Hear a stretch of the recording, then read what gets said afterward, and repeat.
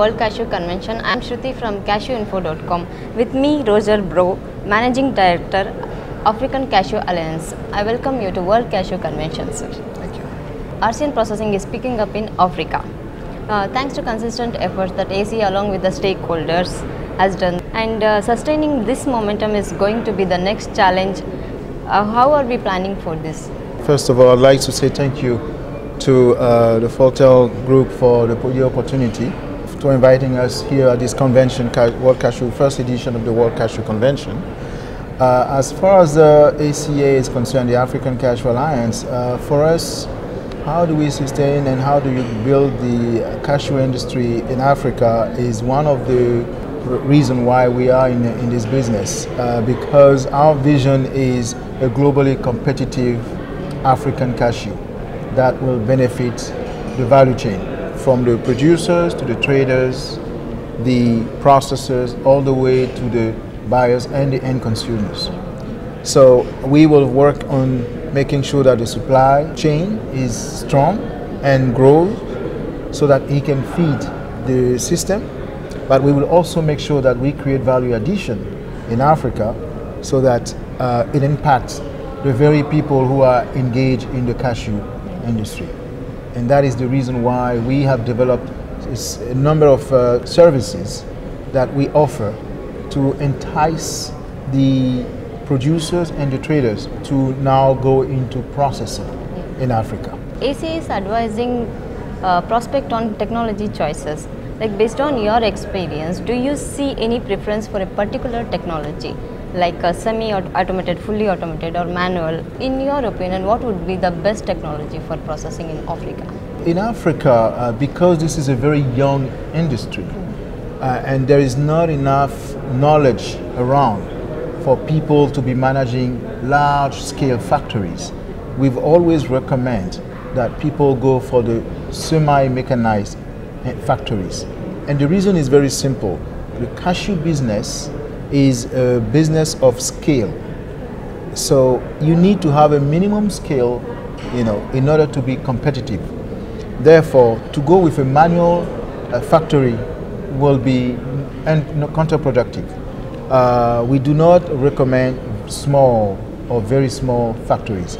We would recommend small to medium-sized factories, so that people have the time to grow with the factory, to learn the skills, and then be competitive.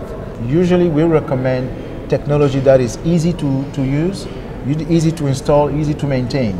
From our experience, those who have that kind of flexibility, equipment from India and from Vietnam. So we usually recommend those. We think that there are also newcomers when it comes to equipment manufacturers, such as equipment from Sri Lanka, China. Those are new generation of equipment that are coming and which seems to be also working. So again, the industry is young. We are testing those equipment. Only times will tell. Within the next 3 to 4 years, we will know if those are adequate equipment for the industry.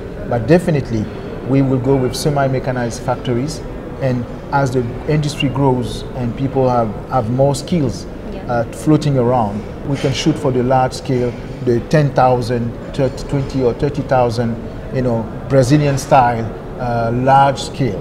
In processing technology, would high level of mechanization would be better, or it should be manual? It has to be the middle way, because as you know, the fully mechanized will produce a lot of broken pieces, which is saturated right now in terms of market availability. There is too much breakage from India and from Vietnam. And so we recommend semi-mechanized, which will mean that there will be a limited amount of broken pieces, while at the same time we can process volume, because if we go manual only, we cannot process volume.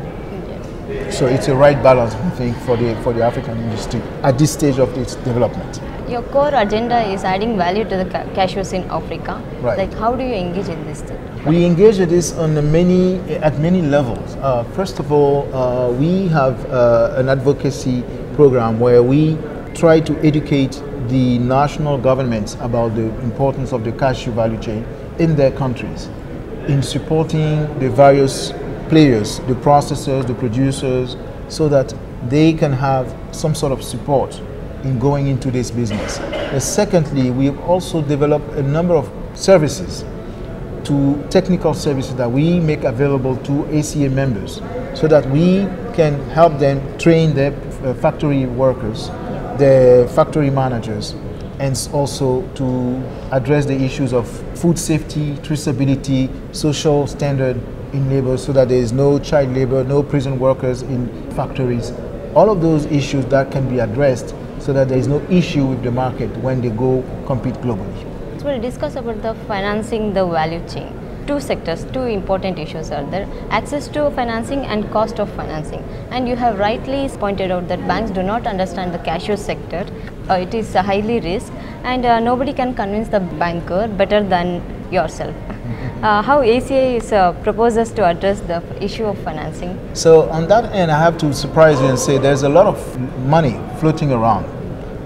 The issue is the financial institutions, because they do not understand the value chain, they do not commit. They have no appetite to lend into that sector. If you take the cocoa sector, for instance, millions, if not billions of dollars are lended every year in that sector in Africa, because there is enough transparency in that sector for people to be confident enough to lend. In the cashew sector, it's a small value chain compared to cocoa right now. There is not enough transparency.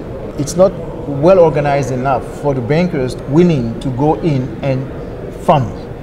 Therefore, ACA has gone to the extra steps of training the bankers about the value chain. Let them understand what is the value chain all about, what are the various segments within the value chain where they can actually support in financing. They don't have to finance the entire value chain.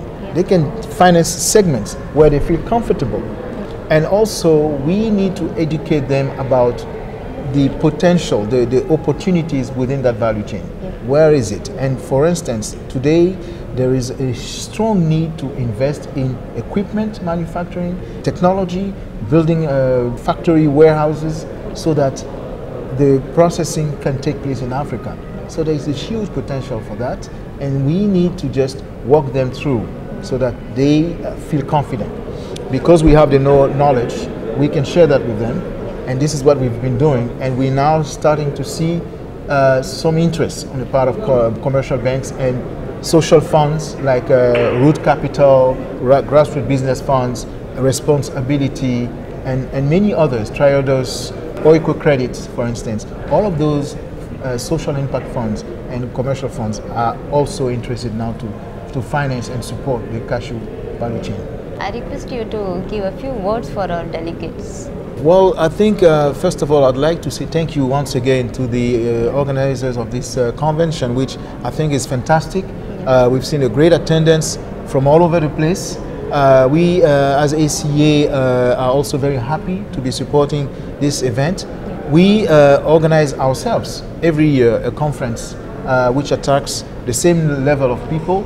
So we can see that our customers are also here, and so we're happy to meet them here. And we believe that we can work hand to hand in making sure that the value chain benefits from those kind of conferences. The one here in Dubai with Fortel and Cashew Info, and the one that will take place in Africa with the African Cashew Alliance each year in mid-September. And we are almost ready to announce the location for our conference in Africa, and we will be very happy to see the Fortel group participate in this convention as well. And I really want to thank you for the opportunity, and thanks all the participants in this great convention. It's fantastic. Yeah, what's your expectation for upcoming World Cashew Convention in 2016, sir? I accept the even greater number of attendants. I think this has been great. We would like to see even more participants from Africa coming in. We've seen a lot of participants from India. We would like to see a little bit more of participants from Vietnam, for instance, and China, and other Asian countries, because we believe that these are new emerging markets, and the value chain will benefit from it. So it's not just the India, it's not just about Africa, it's about the whole value chain. So we very much like to see that next time. Thank you so much for spending time with us, sir. Thank you.